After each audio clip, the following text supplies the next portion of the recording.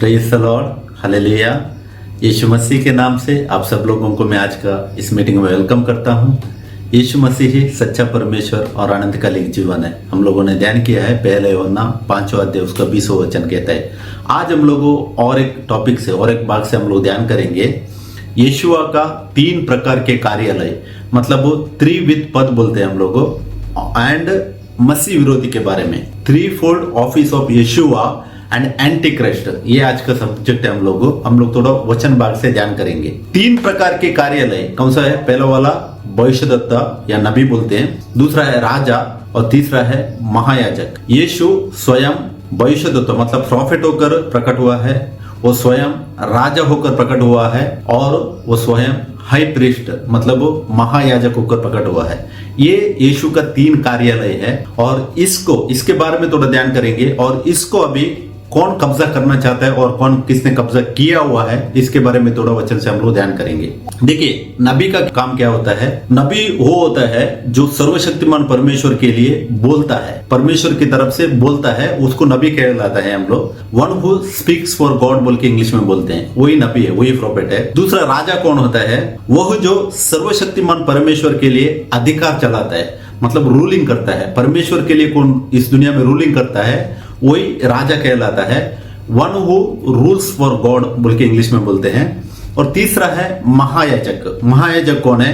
वह जो सर्वशक्तिमान परमेश्वर की सेवा करता है, मतलब one who ministers for God. मनुष्य और परमेश्वर का बीच में एक मध्यस्थ होकर जो सेवकाई करने वाला है, वही महायाजक है। तो ये 3 पद हैं। इसमें पहला वाला है प्रॉफिट, मतलब भविष्यद्वक्ता बोलते हैं, नबी बोलते हैं। यीशुआ खुद नबी होकर प्रकट हुआ है। अगर हम लोग पुराना नियम में देखेंगे तो उत्पत्ति उसका 20 का 7वां वचन में परमेश्वर अब्राहम को कहता है कि वह नबी है। जब भी अबीमेलेक उसका बीवी को उसके साथ रिलेशन बनाना चाहता था, वो टाइम पे उधर परमेश्वर उसको गरार में थे वो लोग। वो टाइम पे अबीमेलेक का सपना में आता है और उसको बोलता है कि अब्राहम मेरा नबी है और वो उसकी बीवी है, तुम कुछ नहीं करना बोल के उसको चेतावनी देता है।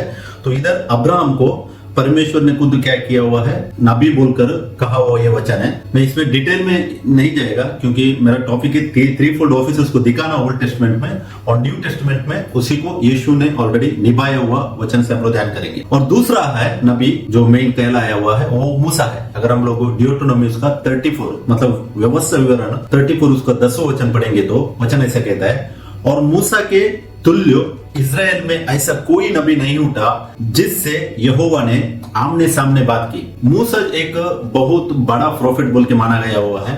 इवन पूरा जनरेशन सबको मालूम है कि मूसा के द्वारा परमेश्वर ने काम किया, हम सब जानते हैं। और अगर आप लोग एक्सोडस निर्गमन उसका 33 11वां वचन पढ़ेगा तो उधर परमेश्वर यहोवा खुद कहते हैं कि मूसा सिर्फ मेरा नबी नहीं है, नबी से भी बढ़कर है, क्योंकि मैं उससे आमने सामने बात करता था बोल के लिखता है। और इधर भी वो वही कहता है कि मैं आमने सामने बात करता है, मतलब वो एक दोस्त मानता था, मूसा को परमेश्वर को दोस्त मानता था। इतना एक अच्छा नबी होकर मूसा को परमेश्वर ने चुना था। और तीसरा जो नबी के बारे में हम ध्यान करेंगे, पहला राजा 1 किंग्स 17:1 में इलिया के बारे में हम लोगों को पढ़ने के लिए मिलता है। ये 17 का 1 का वचन बोलता है कि इलिया परमेश्वर की कसम खाकर कहता है कि जब तक इलिया ना कहेगा तब तक ना बारिश आएगा और ना ओस बरसेगी बोल के वो बोलता है। मतलब क्या?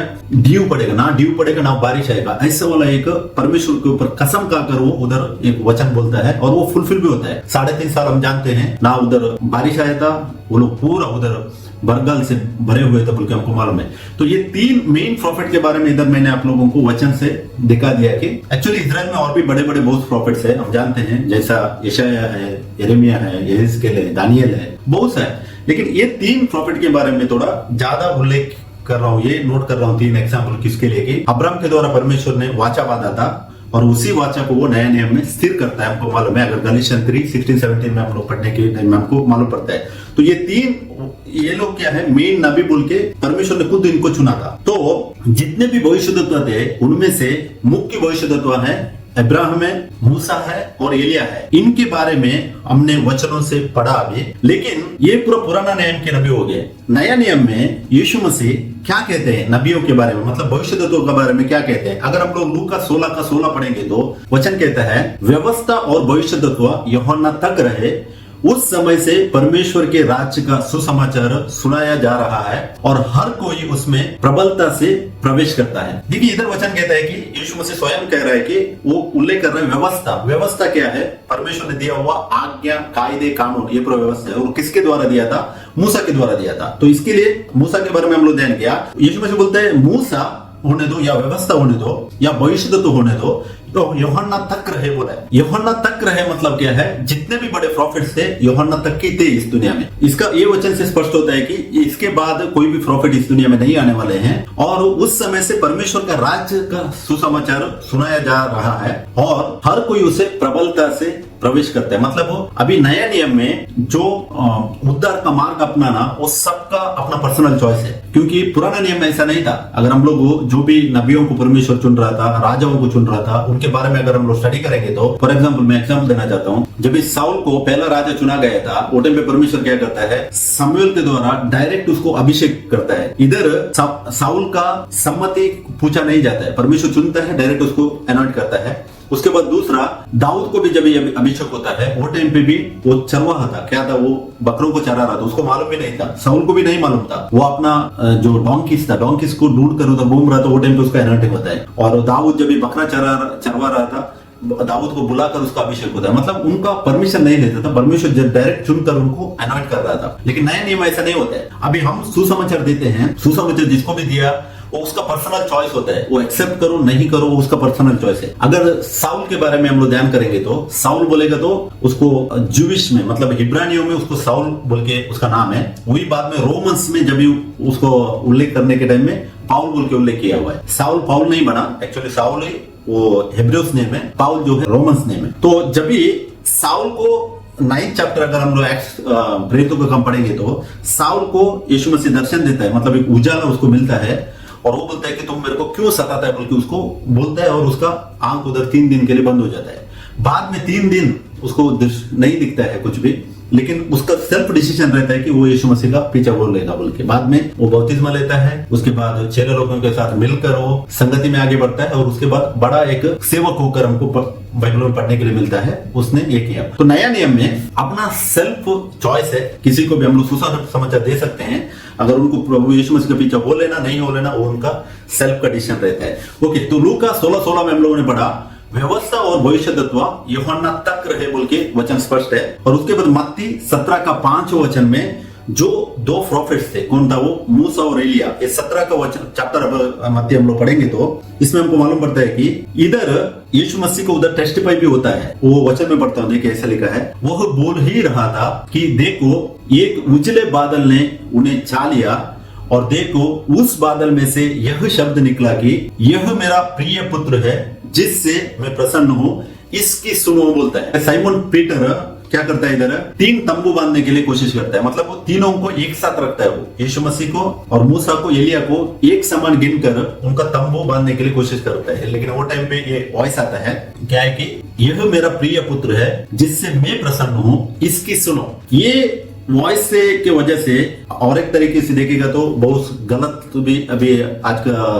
दुनिया में लोग उसको सोच रहे हैं, क्योंकि वो एक वॉइस आया था ऊपर से कोई बात किया बोल के, फादर अलग है बोल के ट्रिनिटी वाले सोचते हैं। लेकिन ये वॉइस आया था किसके लिए था? यीशु मसीह को टेस्टिफाई करने के लिए था। कौन है? यीशु मसीह बदन में, वही परमेश्वर यहोवा उस बदन में नीचे खड़ा है, इसके लिए उसको टेस्टिफाई कर रहा है कि इसकी तुम सुनो बोल के स्पष्ट बोलकर वचन उधर हमको दिखा रहा है। परमेश्वर एक साथ में 1000 काम कर सकता है। हम ध्यान देने के, अगर परमेश्वर नीचे धरती में रहकर ऊपर से बोलेगा तो वो कर सकते हैं, क्योंकि वो स्पिरिट को नो लिमिटेशन से, उस स्पिरिट को कम से भी बाउंड्रीज नहीं है। तो खुद परमेश्वर है, वो कुछ भी कर सकता है, वो बॉडी में भी रह सकता है, कुछ भी कर सकता है। बहुत सा एग्जाम्पल हम लोग ध्यान कर सकते हैं, लेकिन मैं इस डिटेल में उधर नहीं जाएगा। लेकिन इधर मैं सिर्फ दिखाना चाहता हूं कि व्यवस्था और प्रॉफिट्स यूहन्ना तक रहे बोल के इधर भी टेस्टिफाई होता है यीशु मसीह का। जब राज्य स्थापित होने के टाइम में इधर भी टेस्टिफाई होता है। ओके, मत्ती 11 का 11 में भी वचन ऐसा कहता है, मैं तुमसे सच कहता हूं कि जो स्त्रियों में से जन्मे हैं उनमें से यूहन्ना बपतिस्मा देने वाले से कोई बड़ा नहीं हुआ, पर जो स्वर्ग के राज्य में छोटे से छोटा है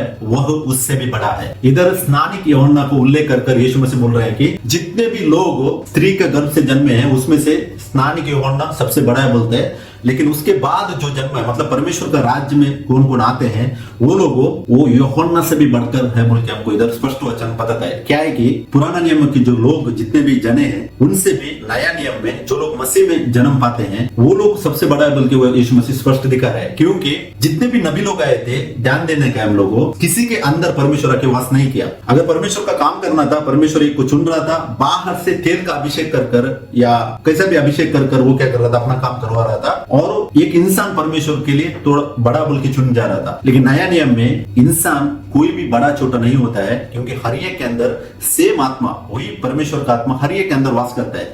अगर सेवकाई दूसरे अलग टाइप की दी है तो उसका मुकुट भी बाद में मिलेगा बोल के पौलुस ने 2 तीमुथियुस में 4वें चैप्टर में हमको कहा हुआ है। 7-8 वचन पढ़ेंगे तो वो बोलते हैं वो मुकुट मेरे को बाद में मिलेगा। लेकिन पौलुस भी स्पष्ट है, वो भी अपने आप को भाई मानता था, उसने प्रकट भी ऐसे ही किया है। इवन उसने सेवकाई अपोस्तल की किए हुए है, वो एक प्रीचर भी था, और उसने बाद उसने सुसमाचार का भी सेवा किया है, सभा पालन भी किया है, उसने ये पूरा किया हुआ है। लेकिन वो कभी भी अपने आप को टाइटल नहीं देता है, मतलब क्या है, किधर भी वो अपने आप को बढ़ोतरी नहीं करता है, वो अपने आप को भाई बोल के पुकार रहा था। तो इधर भी मत्ती 11:11 में हम लोग क्या ध्यान किया कि जो भी परमेश्वर का राज्य में छोटा से छोटा इंसान है, वो सबसे बढ़कर है, मतलब वो यूहन्ना से भी बढ़कर है। यूहन्ना से बढ़कर है बोल के इधर उल्लेख करने के टाइम परमेश्वर क्यों ऐसे उल्लेख कर रहा है कि यूहन्ना का जो एनॉइंटिंग है ना, यूहन्ना के पास था, वो सेम एनॉइंटिंग एलिया के पास था बोल के हमको वचन से मालूम पड़ता है। और वो आखिर था बोल के नबी, आखिर नबी बोल के इधर फुलफिल होता है। और एक चिन्ह दिखाता है परमेश्वर क्या है कि यूहन्ना, स्नानिक यूहन्ना जो है वो याजक का बेटा था। जकरिया जो है वो एक याजक था।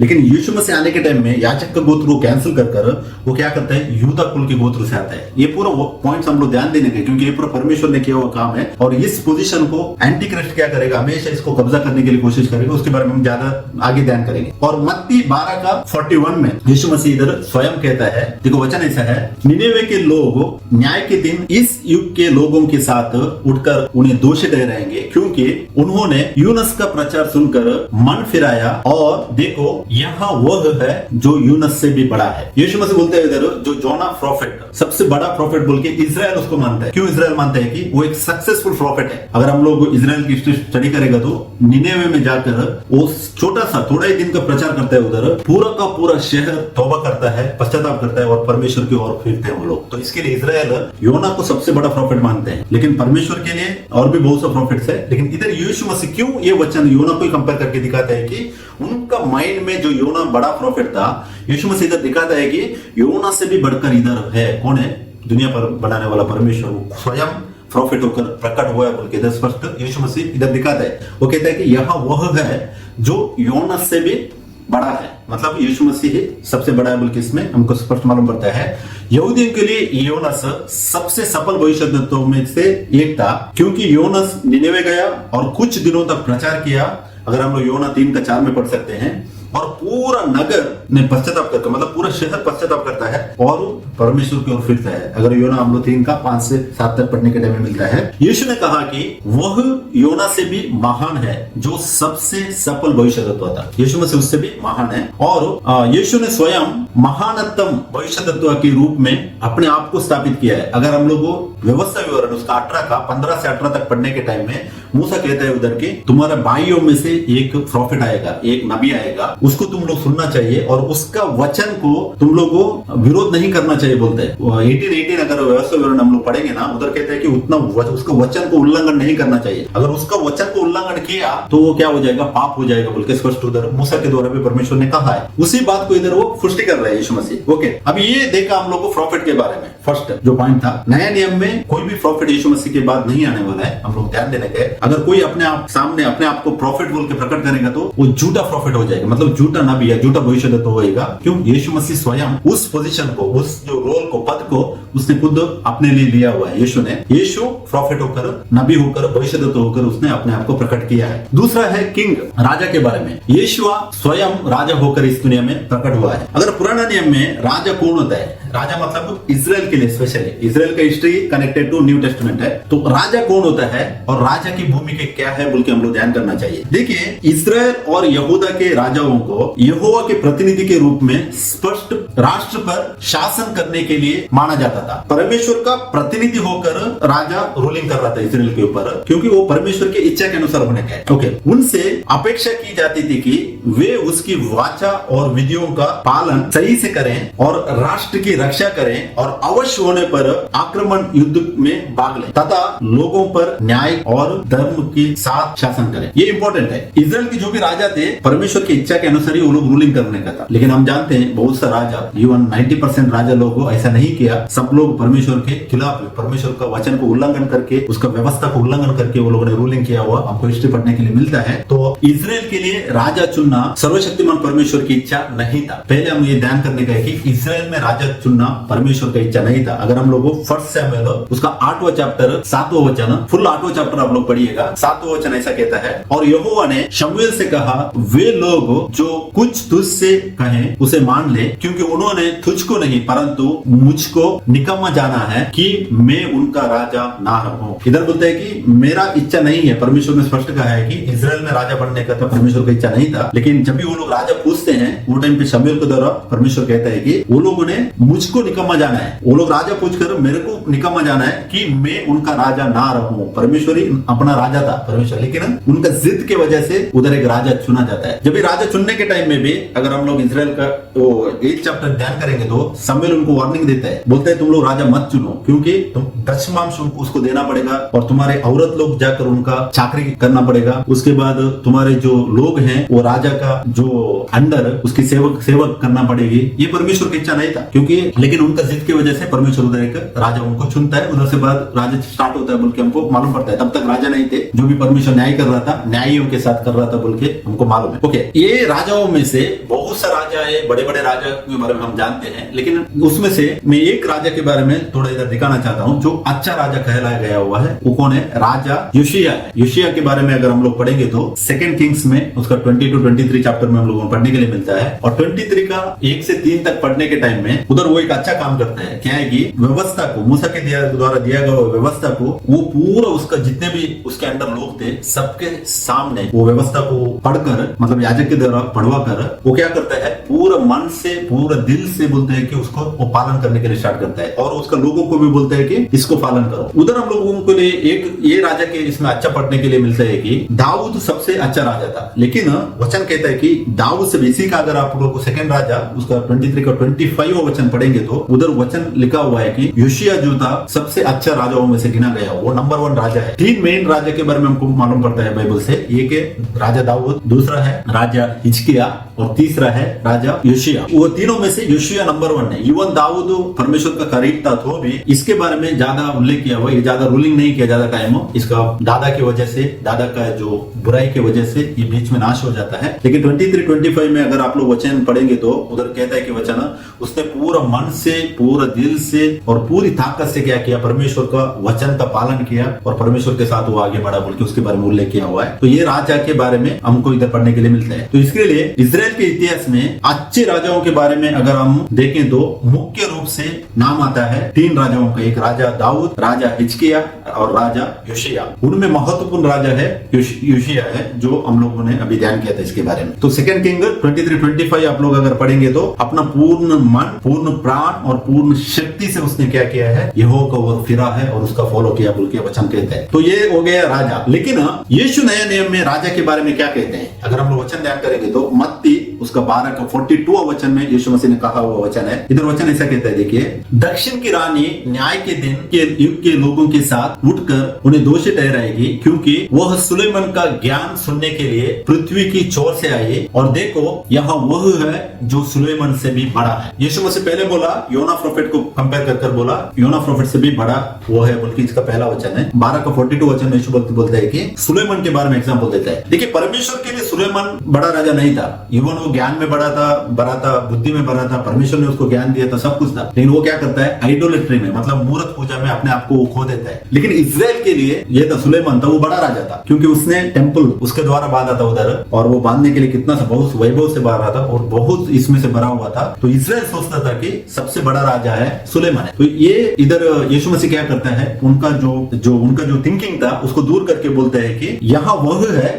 जो सुलेमान से भी बड़ा है, मतलब वो अपने आप को सुलेमान से भी बड़ा बोलकर इधर प्रकट कर रहा है। तो उसने पहले प्रॉफिट से बड़ा वो है बोल के प्रकट किया अपने आप को, उसके बाद इधर सुलेमान से बड़ा राजा से भी मैं बड़ा राजा हूं बोल के उसने अपने आप को प्रकट किया। अगर हम लोग सुलेमान के बारे में फर्स्ट किंग 3:12-13 वचन में उसका जो बुद्धि के बारे में, समृद्धि के बारे में हमको पढ़ने के लिए मिलता है वचन। सुलेमान बुद्धि और समृद्धि के दृष्टिकोण से इजराइल का सबसे महान राजा था, वो सबसे महान राजा था। लेकिन यीशु मसीह उल्लेख करता है कि उससे भी महान राजा आ गया है, वो कौन है? प्रभु यीशु है। ओके, यहूदियों के लिए सुलेमान सबसे महान राजा था। यीशु ने कहा कि वह सबसे सफल राजा से भी महान है। यीशु अपने आप को महान बोल के इधर उल्लेख करता है और यीशु स्वयं महानतम राजा के रूप में अपने आप को प्रस्तुत करता है। अगर आप लोगों प्रकाशित वाक्य उसका 19:16 वचन कहेगा तो वचन कहता है उधर, प्रभु यीशु मसीह राजाओं का राजा है और प्रभु यीशु मसीह क्या है? Lord of Lord, king of Kings बोल के बोला हुआ है। तो इधर राजा के बारे में हो गया, हम लोगों ने ध्यान किया। राजा का पद भी स्टार्ट हो गया था, लेकिन यीशु मसीह में वो एंड होता है। लेकिन सच्चाई में देखेगा तो चर्च जब भी आती है कॉन्सेप्ट,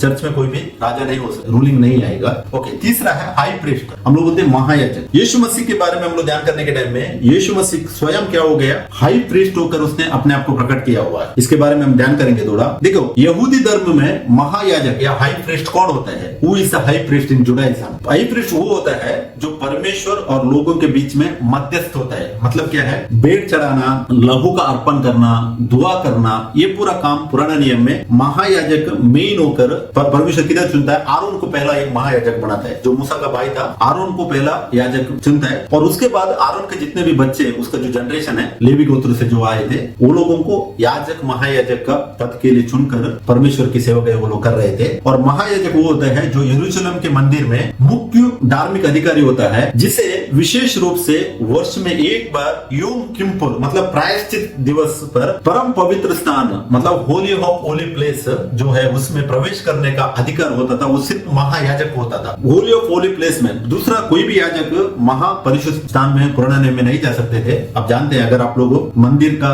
सिस्टम अगर आप लोग पढ़ा है तो आपको मालूम पड़ेगा कि मंदिर में 3 भाग होते थे। आंगन था, परिशुद्ध स्थान था, अति परिशुद्ध स्थान था। आंगन में सब लोग जा सकते हैं, परिशुद्ध स्थान में याजक लोग सेवकाई कर रहे थे, लेकिन अति परिशुद्ध स्थान में जो है सिर्फ महायाजक, वो भी साल में एक बार जाने का उसको परमिशन था। ऐसा रूल्स एंड रेगुलेशंस में थे। तो इधर महायाजक का रोल होता था कि वो जाकर महापरिशुद्ध स्थान में जाकर उधर क्या कर रहा था? लहू को छिड़काने का उसका काम था। और आप लोग निर्गमन 28 उसका 35 और 30 का 10 वचन पढ़ेगा तो मालूम पड़ता है। उसके बाद लेवी व्यवस्था 16 चैप्टर पढ़ेगा तो इसके बारे में आपको स्पष्ट मालूम पड़ता है। और उसका महायाजक का नेक्स्ट और एक काम था कि वह वहां धूप जलाता और बलिदान किए गए पशु के लहू का छिड़काव करता था, जिससे अपने तथा इजराइल के लोगों के पापों का प्रायश्चित किया जाता था। मतलब वो एक मध्यस्थ होकर काम चला रहा था। ये हम लोगों ने महायाजक के बारे में विधान किया। देखिए, मत्ती 26:65 कहता है कि तब महायाजक ने अपने वस्त्र फाड़कर कहा, इसने परमेश्वर की निंदा की है, अब हमें गवाहों का क्या प्रयोजन। जब यीशु मसीह को पकड़वा गया था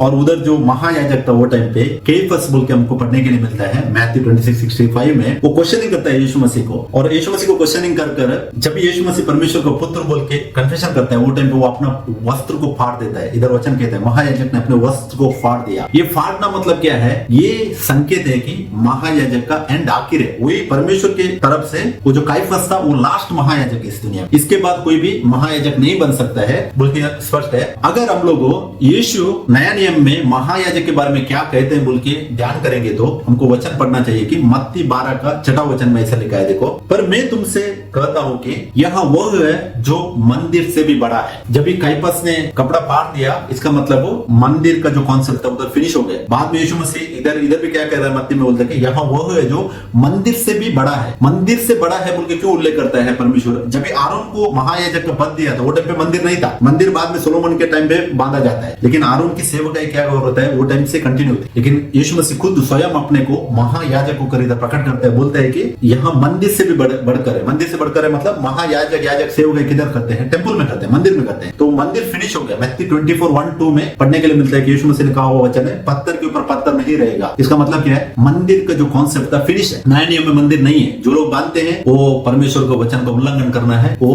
उसके लिए वो अपने आप लोग खुद जिम्मेदार है। ओके, तो यीशु ने कहा कि यहाँ वह है जो मंदिर से भी बड़ा है। अपने आप को वो महायाजक बोल के इधर यीशु मसीह स्वयं इधर प्रकट कर रहा है। अगर हम लोग इब्रानियों उसका 5 का 10 वचन पढ़ेंगे तो वचन ऐसा कहता है, और उसे परमेश्वर की ओर से मेल्कीसेदेक की रीति पर महायाजक का पद मिला। इधर वचन उल्लेख कर रहा है कि यीशु मसीह को मेल्कीसेदेक का जैसा सेवकाई करने वाला वो पद, महायाजक का पद उसको मिला। उसको मिला मतलब क्या, परमेश्वर ने खुद वो अपने लिए ले लिया। और अगर हम लोग 1 तीमुथी 2:5 में पढ़ेंगे तो हमको अभी एक ही मध्यस्थ बोल के वचन स्पष्ट कहते हैं। वो कौन है? जो मनुष्य कुमार होकर प्रकट हो गया था, इंसान होकर प्रकट हो गया था, वो यीशु ही हमारा मध्यस्थ बोल के उधर वही वचन लिखा है। और उधर स्पष्ट लिखा है मनुष्य होके, वो मनुष्य होकर प्रकट हो गया। ये यीशु का जो भी रोल हम लोग देखेंगे, वो राजा होकर क्या, मनुष्य होकर वो राजा करेगा, मनुष्य होकर वो प्रॉफिट बनेगा, और मनुष्य होकर वो महायाजक का सेवकाई कर रहा है। अभी ये पूरा तीनों रोल उसने ऑलरेडी यीशु ने अपनाया है। और उसको उसने मोल भी दिया हुआ, ऐसे नहीं लिया क्योंकि वो शैतान कंट्रोल कर रहा था सबको इसका नाम पे, लेकिन उसने मोल देकर उसको वो पद को उसने वापस लिया हुआ है। तो इब्रानी 5:10 में देखा कि हम लोग मेल्कीसेदेक का याजक वही है, और यीशु स्वयं महानत याजक के रूप में स्थापित करते हैं, अपने आप को उसने साबित किया हुआ है। अगर आप लोग और भी इब्रानियों 5 से 9 तक चैप्टर हम लोग पढ़ेंगे तो उधर का वचन हमको स्पष्ट कहता है कि यीशु मसीह है। देखिए 5 का 6वां वचन मैंने नोट किया, 6 का 20वां वचन, 7 का 15वां वचन, 17वां वचन, उसका 21वां, ये पूरा वचन में स्पष्ट वही महायाजक बोल के उसने प्रकट किया हुआ है। ओके, अभी ये हो गया हम लोग 3-fold ऑफिसर्स जो था पुराने नियम में परमेश्वर ने इंसान को दिया था, वो पूरा परमेश्वर ने वापस ले लिया। स्वयं यीशु अभी बन गए, प्रॉफिट भी वो खुद है, और महायाजक भी खुद है, राजा भी वो खुद है। लेकिन ये जो पोजीशन को जो लोग भी क्लेम करते हैं, वो लोग थोड़ा वचन से अपने आप को जगाना बहुत जरूरी है। हम वचन ध्यान करेंगे मसीह विरोधी के बारे में भी, थोड़ा वचन से ध्यान करें। मसीह विरोधी कौन है और उसका काम क्या होता है? जैसे हम लोगों ने 3-fold ऑफिसर्स ऑफ जीसस के बारे में देखा, मसीह विरोधी वही होता है, ये 3-fold ऑफिसर्स वो कब्जा करने के लिए देखते हैं, क्योंकि ये परमेश्वर के अंडर है। शैतान का काम क्या होता है? सब कुछ खींच कर अपना कर देना। तो इधर मसीह विरोधी वही होता है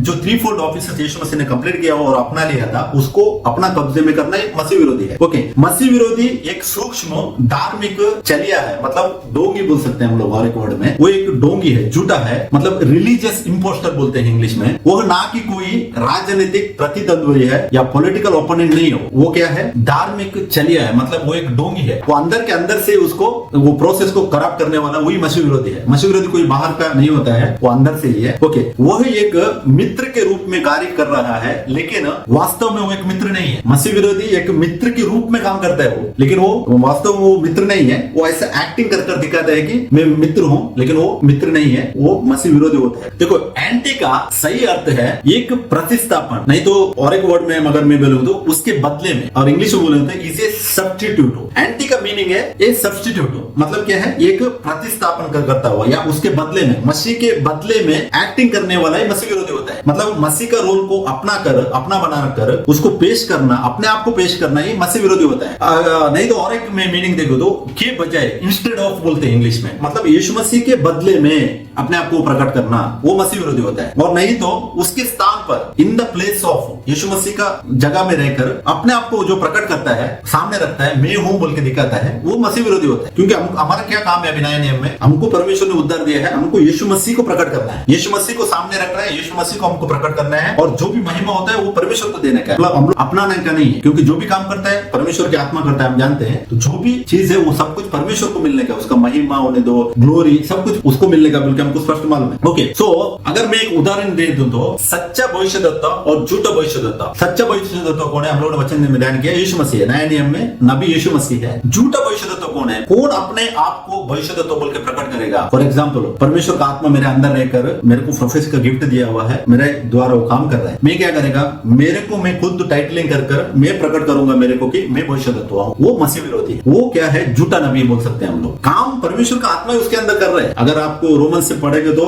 11 चैप्टर में कुछ है, बोलते एक बार अगर गिफ्ट मिला, परमेश्वर वो गिफ्ट को वापस नहीं लेगा, गिफ्ट उसके द्वारा ऑपरेट कर रहा है। लेकिन वो क्या कर रहा है? उसको शैतान ने भी कब्जा में ले लिया। कैसा? अपना बढ़ोतरी कर अपने आप को सामने रखकर, अपने को टाइटलिंग कर वो प्रकट करेगा कि मैं प्रॉफिट हूं। अभी वचन कह रहा है कि प्रॉफिट नहीं है नया नियम में। अगर वो टाइटलिंग कर रहा है मैं प्रॉफिट हूं बोलेगा तो क्या हो गया? सारा जो उसका महिमा था वो खुद क्रेडिट उसने लिया जैसा हो गया। तो वो झूठा नबी होता है। शायद वो परमेश्वर की ओर से नबूवत करता रहेगा, लेकिन वो झूठा नबी होता है। अगर आप लोग 1 किंग्स 22 चैप्टर पढ़ेंगे तो अहाब के टाइम में उधर 400 नबियों के बारे में हमको पढ़ने के लिए मिलता है। 400 नबियों के अंदर एक झूठी आत्मा घुसता है और सब लोग अहाब के ऊपर प्रोफेसी करते हैं कि सब अच्छा होएगा। लेकिन उधर एक नबी रहता है मिकाओ, उसके ऊपर परमेश्वर का आत्मा आके बोलता है नहीं है, तुम नाश हो जाएगा। 400 नबियों को एक आत्मा ने भटका दिया। वो लोग पूरा कौन थे? परमेश्वर के नबी थे। वो लोग उनको भटकाया, 400 नबियों को भटकाया, लेकिन एक नबी उधर टेस्टिफाई करता है परमेश्वर। तो इसके लिए ध्यान दे दो बराबर से, मसीह विरोधी बाहर का कोई नहीं है, मसीह विरोधी अंदर का ही होता है। ओके, वो आगे थोड़ा और वचन से हम लोग ध्यान करेंगे। सच्चा भविष्यद्वत्व और झूठा भविष्यद्वत्व है, उसके बारे में ध्यान किया,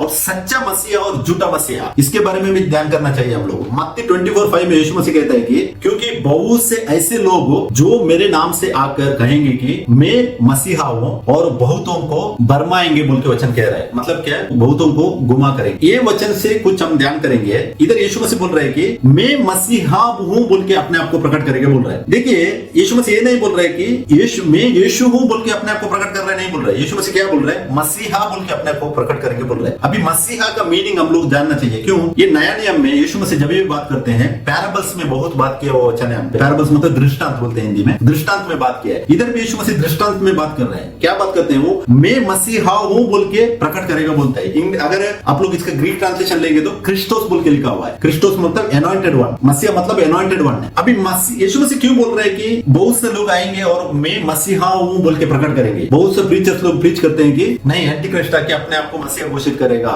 या थोड़ा थोड़ा लोग उठेंगे बोल के। नहीं है। जो लोगों ने, मैं बोलता हूं इस वचन के आधार पर, जो लोगों ने अपने आप को टाइटल दिया हुआ है वो लोग खुद अपने आप को मसीह बोल के प्रकट कर रहे हैं। कैसा? फॉर एग्जाम्पल देखिए, यूहन्ना 10:11 में वचन कहता है कि यीशु मसीह कह रहे हैं कि मैं सच्चे चरवाहा हूं। और यूहन्ना 10:16 में यीशु मसीह ने कहा है कि 2 कलीसिया रहेगी, 2 झुंड रहेगा। एक यहूदा मतलब इजराइल से आया हुआ ये कलीसिया है और अन्य जातियों का कलीसिया है। उधर यीशु मसीह कह रहे हैं कि एक ही चरवाहा रहेगा। अभी पास्टर बोल के जो लोग टाइटल लगाते हैं अपना नाम के सामने, वो क्या है? चरवाहा है। अभी पौलुस एफेसियन 4:11 में जो 5 टाइप की सेवकाई देता है, वो 5 टाइप की सेवकाई के बारे में उल्लेख करता है। वो किधर भी नहीं बोलता है कि ये टाइटल तुम लोग लगा के घूमो बोल के, वो नहीं बोल रहा है। वो बोले ये सेवकाई परमेश्वर ने रखा हुआ है, वो आपको करने के लिए डिफरेंट टाइप ऑफ सेवकाई के बारे में उल्लेख करता है। लेकिन लोग क्या करते हैं? अपने आप को टाइटल देते हैं, मैं चरवाहा हूं, मैं प्रॉफिट हूं, मैं अपोस्तल हूं बोल के टाइटलिंग कर सामने अपने आप को दिखाते हैं कि मैं मसीह हूं बोल के दिखाता है। हम लोगों ने जो ध्यान किया, ये जो 3 टाइप का ऑफिसर्स था परमेश्वर ने खुद वापस लिया हुआ है। अभी कोई अगर अपना सामने लगा देगा नाम के सामने, वो क्या करेगा? अपने आप को प्रकट कर रहा है कि मैं मसीह हूं बोल के प्रकट करेगा। वही मत्ती 24:5 वचन में यीशु मसीह बोल रहे हैं कि बहुत से लोग आएंगे, मैं मसीहा हूं बोल के कहेंगे। मसीहा मतलब एनॉइंटेड वन। एनॉइंटेड वन क्या है? वो ऑफिसर्स है परमेश्वर का। अगर आप लोग एक्ट 2:36 पढ़ेगा तो उधर पेत्रुस क्या कहता है? जो तुम लोगों ने सूली पर चढ़ाया नसरेन यीशु को, उसी को परमेश्वर ने क्या किया है? उसी को उसने मसीह भी ठहराया है और वही प्रभु है। अभी उधर यीशु को बोल रहा है, यीशु मसीह को नहीं बोल रहा है। यीशु को परमेश्वर ने क्या किया है? मसीह ठहराया हुआ बोल के बोल रहा है। मतलब एनॉइंट किया हुआ है। किसके लिए? ये सेवकाई के लिए। इस दुनिया में उसको एनॉइंट किया हुआ है बदन में, तो खुद अभिषिक्त होकर इस दुनिया में वो आया था। अगर एक्ट्स 10:38 में भी हम लोग पढ़ेंगे तो उधर वचन क्या कहता है? परमेश्वर ने किसी रीति से यीशु नासरी को पवित्र आत्मा और सामर्थ्य से अभिषेक किया बोल रहे हैं। अभिषेक मतलब एनॉइंटेड, मसीहा बोल के एनॉइंट किया। तो अभी ध्यान दे दो, मत्ती 24:5 के हिसाब से यीशु मसीह कह रहा है कि बहुत सारे लोग आएंगे मेरा नाम से और मैं मसीहा हूं बोल के कहेंगे। बोलेगा तो क्या है? वो अपने आप को जो टाइटलिंग करते हैं सामने,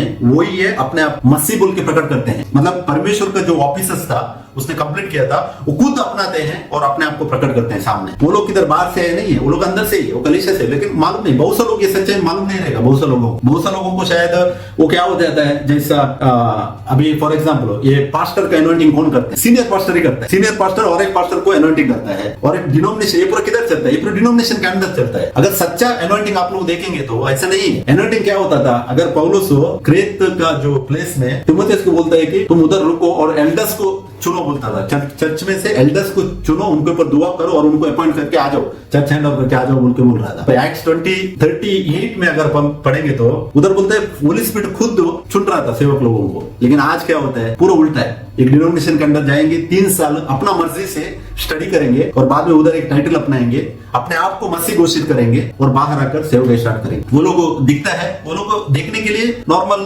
प्रभु की सेवकाई कर रहे हैं, लेकिन वचन आधारित नहीं है। तो वही क्या करेगा? मसीह विरोधी उसको कब्जा में ले लेगा। जो वचन का उल्लंघन करेगा उसको वो मसीह विरोधी कब्जे में ले लेगा। तो मत्ती 24:5 वचन में वही कहता है कि मैं मसीहा हूं बोल के बोलना क्या है? अपने आप को जो टाइटल लगाकर परमेश्वर के वचन का अगेंस्ट उल्टा करना ही मसीह विरोधी का काम है। जो ऑफिसर्स यीशु मसीह ने खुद अपने लिए रखा हुआ है, ऑलरेडी उसने वापस लिया हुआ है। पुराने नियम में जो इंसान को दिया था अपना लोगों को चलाने के लिए, उसको वो खुद वापस लेकर हमारे अंदर पवित्र आत्मा होकर वो हमारे अंदर वो खुद काम करना चाहता है, तो उस ऑफिसर्स को अगर जो भी आदमी अपना नाम के सामने टाइटलिंग लगा देगा वो मसीह विरोधी है। मत्ती 23:7-8-9 में यीशु मसीह क्या कहते हैं उधर, तुम कोई भी अपने आप को गुरु ना कहलाना, रब्बी ना कहलाना, क्योंकि तुम सब लोग भाई भाई हो। और जो चेले लोग हो अपना पत्री लिखने के टाइम में हर एक जगह में वो लोग किधर भी अपने आप को मैं पास्टर हूँ, मैं अपोस्तल हूँ बोल के घोषित नहीं करते। हर एक जगह में मैं ब्रदर हूँ, मैं भाई हूँ बोल के मेंशन करते हैं वो लोग, क्योंकि उसको बहुत मीनिंगफुल है। तो आप लोग ध्यान कीजिए। ओके, ये हो गया। अभी मसीह विरोधी का काम किधर है, अंदर से होता है, वो बाहर का कोई नहीं है, वो अंदर के बोल के स्पष्ट मालूम पड़ता है। और मैं सेकंड एग्जांपल और एक एग्जांपल दे दो, ये एक असली नोट और नकली नोट के बीच में का जो अंतर के समान है। अभी मसीह और मसीह विरोध, मसीह का फॉलोअर और मसीह विरोध कैसा होता है, असली नोट और नकली नोट के कंपैरिजन करेंगे तो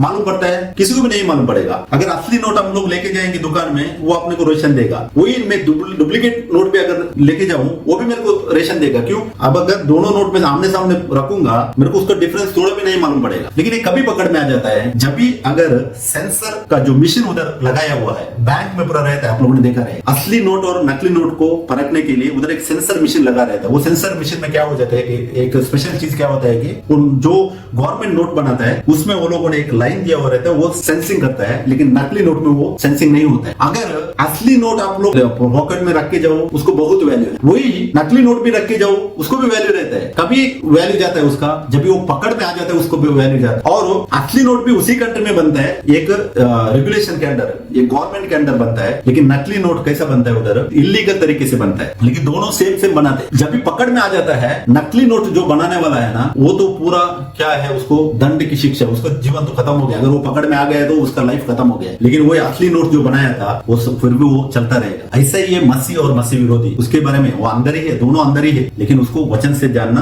बहुत जरूरी है। देखो, मसीह विरोध का काम क्या होता है, वचनों को तोड़ मोड़ कर पेश करना, या उसमें कुछ जोड़कर या उसमें कुछ निकाल कर उसे अस्तित्व में लाना है उसका काम है। अगर वचन को तोड़ना मतलब क्या, थोड़ा चेंजेस ट्विस्टिंग करके लेके आना। आदम कैसा गिरा था, जब भी शैतान हवा के पास जाता था, वो वचन से उसको बात करते उधर। वो बोलते हैं कि क्या स्त्री इस जो बगीचा में है किसी भी रूप का फल नहीं खाने का बोल के परमेश्वर ने कहा है बोल के बोलने के टाइम में हवा भड़काव में आ जाती है और बोलते नहीं, ऐसा नहीं कहा है, ये पेड़ का फल नहीं खाने का बोल के कहा है। और उधर क्या करते हैं वो, अगर तुम खाओगे तो परमेश्वर के जैसे बनोगे बोलते हैं। लेकिन सच्चाई में वो लोग परमेश्वर के जैसा था। उसने कैसा ट्विस्ट किया, थोड़ा सा ट्विस्ट करके उनको घुमा दिया। तो इसके बारे में हम लोग बराबर से ध्यान में क्या है, तो उसका काम क्या होता है, वचनों को तोड़ मोड़ कर पेश करना है, या उसमें से कुछ बात को निकाल देना, नहीं तो कुछ बात को ऐड करना, थोड़ा मॉडिफिकेशन करके वो प्रेजेंट करना है, उसका काम है। मसीह विरोध का काम वही होता है। तो इसके लिए अगर कोई सच्चाई नहीं जानता तो वचन से किया तो उसको क्षमापन है। अगर एक्ट 17:30 पढ़ेगा तो हम लोग वचन बोलते हैं कि परमेश्वर अज्ञान काल को गिनती में नहीं लाता है। एक बार अगर प्रकट होने के बाद में भी अगर आप लोग डिसोबीडियंस होंगे, उसको क्षमापन नहीं है, बाद में परमेश्वर उसको नहीं क्षमापन करेगा बोल के वचन स्पष्ट है। तो पौलुस ने मसीह विरोधी को विनाश का पुत्र बोल के कहा है। अगर हम लोग दो ही वचन मिलता है हमको बाइबल में, एक 2 थिस्सलुनीसियों 2 का 3 वचन और यीशु मसीह ने यूहन्ना 17 का 12 वचन में कहा हुआ,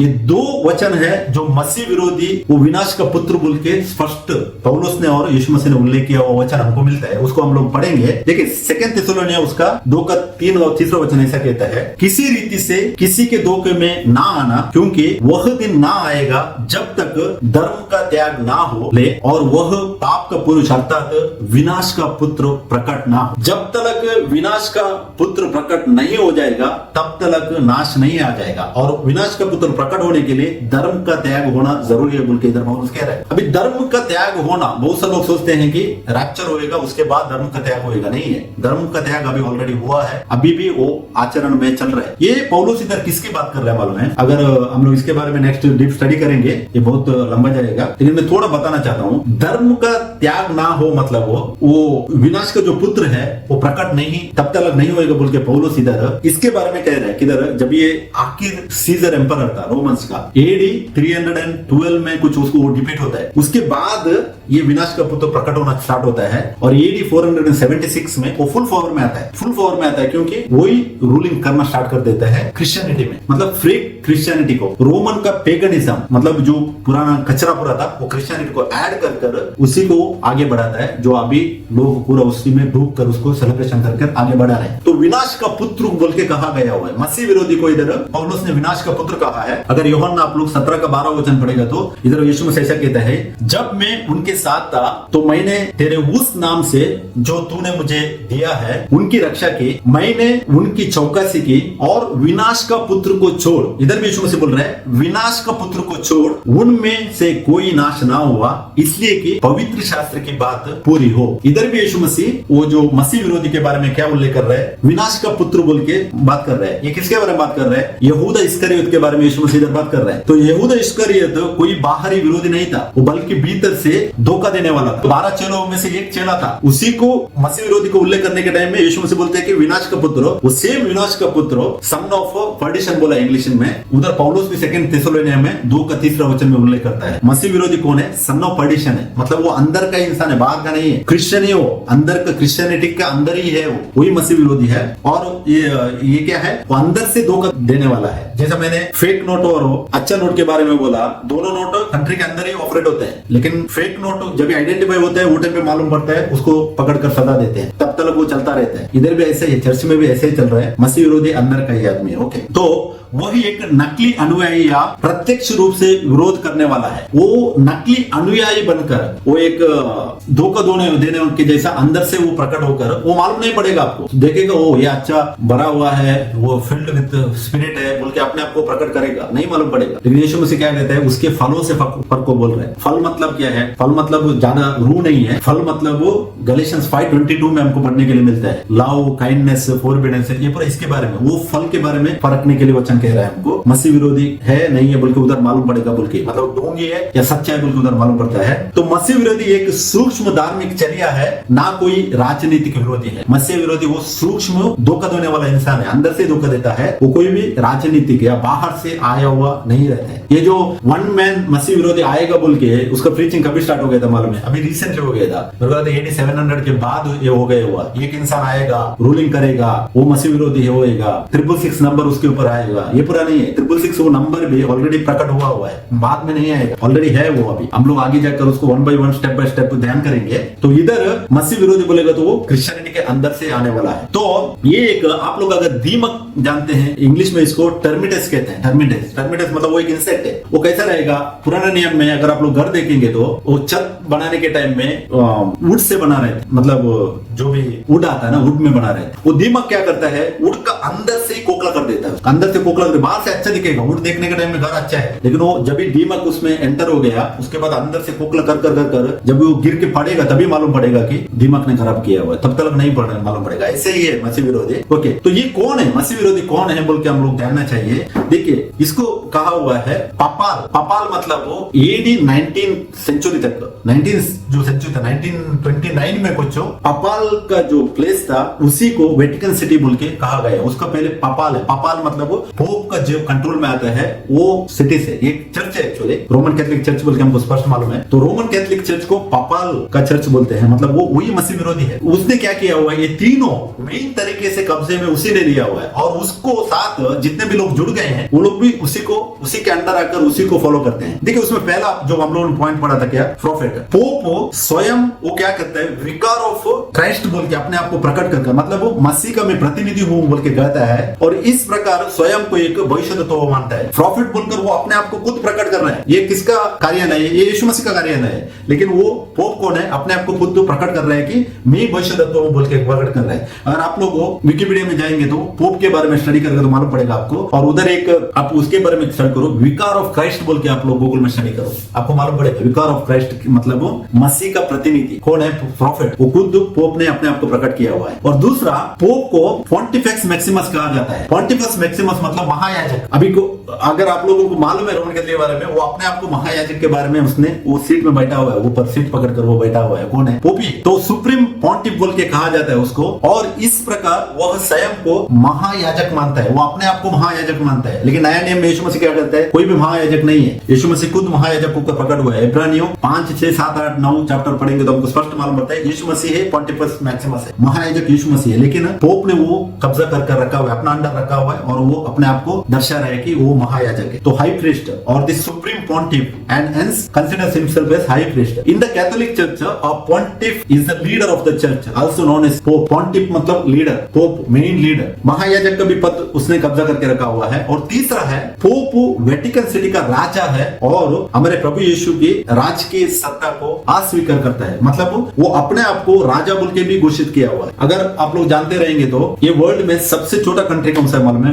वेटिकन सिटी है। और वेटिकन सिटी में कौन रूलिंग कर रहा है? पोप है। वेटिकन सिटी का राजा पोप है, किंग है वो उधर का, उसी का शासन चलता है। और उसका शासन इतना पावरफुल है कि जितना भी कैथोलिक कंट्रीज है, डिनोमिनेशंस है, सब लोग वो ये लिख के देगा तो उसी को फॉलो करते हैं, आगे पीछे नहीं सोचते हैं। मतलब वो राजा होकर शासन भी कर रहा है, वही राजा होकर शासन कर रहा है, वेटिकन सिटी के ऊपर वो बैठकर शासन कर रहा है। तो इसके लिए ध्यान दे दो बराबर से, ये तीनों जो ऑफिस है यीशु मसीह का, प्रॉफिट, उसके बाद किंग राजा और बाद में महायाजक, ये तीनों को कब्जा करके बैठने वाला वो मेन है। और उसके अंदर उसको फॉलो करने वाले और बहुत से उसके नीचे का जो पोजीशंस में बहुत बैठे हैं वो लोग पूरा उसको फॉलो कर रहे हैं। वही क्या है? मार्क ऑफ द बीस्ट बोल के हम लोगों को रेवलेशन में पढ़ने के लिए मिलता है। जो लोगों ने मार्क ऑफ द बीस्ट लगाया 666 मतलब पोप उसके बारे में नेक्स्ट हम लोग और की वीडियो में ध्यान करेंगे। पोप ही 666 है। तो जो लोगों ने उसको नमस्कार किया, मतलब उसका शासन को अपना हाथ में लेके आगे बढ़े, उसको अपना माइंड में रखा, उसको रेस्पेक्ट दिया, यीशु मसीह के अलावा उसकी पूजा की, तो वो लोग पूरा क्या हो जाएंगे? मार्क ऑफ द बीस्ट का अंडर कैटेगरी में आ जाएंगे। तो इसके लिए बहुत ध्यान दे दो क्यों वही रूलिंग करने वाला है। पोप ही मसीह विरोधी है। Pope is the antichrist, no doubt है। Pope is the antichrist वचन से हमको स्पष्ट दिखता है बाइबल से, क्योंकि जो यीशु मसीह का ऑफिसर्स को कब्जा करके बैठे हैं वो है। और उसके अनुयायी जितना जो नामदारी कलीसिया है वो लोग अपने आप को जो टाइटल लगा के जो घूमते हैं, ये पूरा उसके कंट्रोल के अंदर आते हैं। तो इसके लिए आप लोग वचन से मजबूत हो जाओ, वचन से ध्यान करो और अपने आप को परखो। मसीह विरोधी एक व्यक्ति नहीं है बल्कि व्यक्तियों का एक उत्तराधिकारी है। एक व्यक्ति बोल के जो प्रीच करने के लिए स्टार्ट किया था ये रोमन कैथोलिक चर्च ही है, क्योंकि मसीह विरोधी एक इंसान बोल के प्रकट होगा बोल के वो लोगों ने स्टार्ट किया था। अगर पहला यूहन्ना आप लोग 2:18 और 19 वचन पढ़ेंगे तो, हे लड़कों यह अंतिम समय है और जैसा तुमने सुना है कि मसीह का विरोधी आने वाला है, उसके अनुसार अब भी बहुत से मसीह विरोधी उठे हैं। इससे हम जानते हैं कि यह अंतिम समय है। इधर यूहन्ना कह रहा है यह अंतिम समय है। कैसा? अब भी बहुत से मसीह विरोधी उठे हैं। वो टाइम पे बहुत से मसीह विरोधी बोल के एक को उल्लेख नहीं कर रहे हैं, वो मसीह विरोधी उठे हैं बोलते हैं। उठे हैं मतलब प्लुरलिटी को दर्शा रहा है, एक नहीं है। मसीह विरोधी एक से बढ़कर है। एक इंसान मसीह विरोधी आएगा बोल के ये डॉक्ट्रिन स्टार्ट किया था रोमन कैथोलिक ने, और पेंटेकोस्टल सब इसी डॉक्ट्रिन को फॉलो कर रहे हैं। ऑलरेडी मसीह विरोधी लोग अभी भी बैठे हैं सत्ता लेकर, मतलब वो पोजीशन लेकर बैठ रहे हैं और यीशु मसीह का जो महिमा है उसको नहीं देकर अपना या हुआ सब लोग जो भी कर रहे हैं इसको वो लोग ही है मसीह विरोधी बोल के स्पष्ट मालूम पड़ता है। और मसीह विरोधी आने वाला है बोल के यूहन्ना उधर ही कह रहा है। देखिए स्टार्टिंग में जब वो लोग सुसमाचार दे रहे थे वो टाइम पे कह रहे हैं वो लोग, लाइक कितना 80-70 के अंदर ही बोला है वो लोगों ने, मसीह विरोध तभी खड़े हो गए। तो मसीह विरोध एक इंसान नहीं होता है, ये एक क्या है कि व्यक्तियों का उत्तराधिकार है, मतलब जो लोग उस पोजीशन में बैठकर रूलिंग करते हैं उसी को दर्शाता है। और 19 वचन ऐसे देखिए ऐसा बताता है, वे निकले तो हम ही में से है। वो ना मसीह विरोध निकले तो हम ही में से है, पर हम में के थे नहीं, वो हम में नहीं थे, लेकिन निकले उनमें से ही है, लेकिन उनके होते थे नहीं है, क्योंकि यदि हम में के होते तो हमारे साथ रहते। वो बोलते यूहन्ना बोलते हैं कि अगर वो लोग हमारे जो बराबर ही होते तो हमारे साथ रहते, लेकिन वो लोग हमको वो लोगों ने जो प्रीचिंग किया था, वो लोगों ने जो सिखाया था उसको तोड़कर अपना डॉक्ट्रिन वो लोग लाकर मसीह को अंदर, मतलब यीशु मसीह के बारे में तोड़ मोड़ कर वो लोग आगे प्रीच करते हैं। वही मसीह विरोधी का काम है। इधर ही वो बोल रहे हो, पर निकल इसलिए गए कि यह प्रकट हो कि वे सब हम में के नहीं हैं। तो ये वचन बराबर से आप लोग ध्यान कीजिएगा। तो यीशु अपने लोगों को कैथोलिक और ये सार्वभौमिक दुनिया वाली जो कलीसिया है, मतलब प्रोटेस्टेंट चर्चेस बोलते हैं, नामदारी कलीसिया है, इनमें से बाहर आने के लिए यीशु मसीह कहता है। क्यों? जितने भी लोग ये डिनोमिनेशंस के अंदर अगर है उस दौर से बाहर आने के, क्योंकि वो पूरा कंट्रोलिंग बाय डिफरेंट स्पिरिट के अंदर आ जाते हैं, तो उनमें से बाहर आने के लिए कह रहा है। अगर आप लोग प्रकाशित वाक्य उसका 18वां चैप्टर 4वां वचन कहेगा तो वचन ऐसा कहता है, फिर मैंने स्वर्ग से किसी और का शब्द को सुना के, हे मेरे लोगों उसमें से निकल आओ, तुम उसके पापों में भाग भागी ना हो और उसकी विपत्तियों में से कोई तुम पर आ ना पड़े। इधर वचन कह रहा है कि हे मेरे लोग, यीशु मसीह कह रहा है, बुला रहा है जो भी लोग डिनोमिनेशन चर्चेस के अंडर हैं, ये पूरा रूलिंग जो कंट्रोल रूलिंग करते हैं ना, इनके कब्जे में है। यीशु मसीह कह रहा है कि तुम लोग सब क्या करो, बाहर आ जाओ बोल के बुला रहा है। यीशु मसीह खुद सबको इधर बाहर बुला रहा है। तो क्योंकि अगर आप लोग इसके अंदर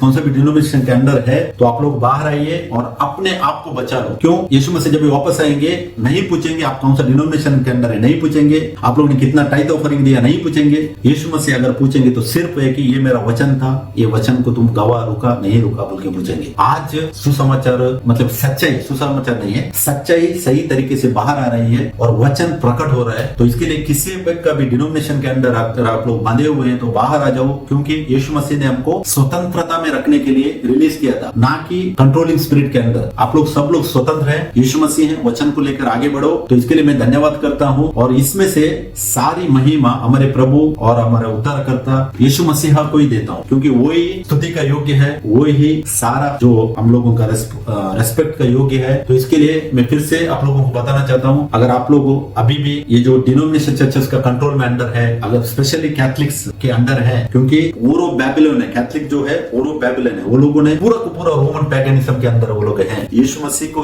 के ऊपर ही भरोसा रखकर अपने आप को वचन को सबमिट करो। अगर वचन कह रहा है उसको करो, अगर वचन चेतावनी दे रहा है उसका इज्जत करो, वचन को रिस्पेक्ट करो और वचन में जुड़कर आगे बढ़ने के लिए कोशिश करो। क्योंकि इस दुनिया में अगर अभी सच्चाई है बोलेगा तो वो सिर्फ वचन है, परमेश्वर को वचन है। अगर किधर भी आप लोगों को डाउट लगता है कि आपको प्रकाशन मिलता है, परमेश्वर रेवलेशन देता है कि नहीं ये चीज सही नहीं हो रहा है, ये वचन से नहीं है, तो आप लोग क्या करो, दुआ करो। जो आत्मा, सच का आत्मा आपके पास है, आपको लीड करेगा, सच्चाई में जुड़ाएगा। वचन के साथ आप लोग जुड़ेंगे तो सच्चाई आप लोगों को प्रकट करेगा और सच्चाई में बने रहकर आप जो भी झूठ तो गलत चल रहा है उसमें से बाहर आ जाओ। क्योंकि हमको इस दुनिया में कौन सा भी इंसान की महिमा नहीं करने का है, अगर हमको महिमा करने का है वो सिर्फ यीशु मसीह को हम सिर्फ महिमा देने का है। तो इसके लिए मैं सारा प्रशंसा महिमा आज का इस मैसेज का भी प्रभु यीशु मसीह को देता हूँ। वही सच्चा परमेश्वर है, वही स्तुति के योग्य है, वही अगर हम लोग आराधना कर सकते हैं उसी का योग्य सिर्फ यीशु मसीह। सारा महिमा, praise the Lord, thank you.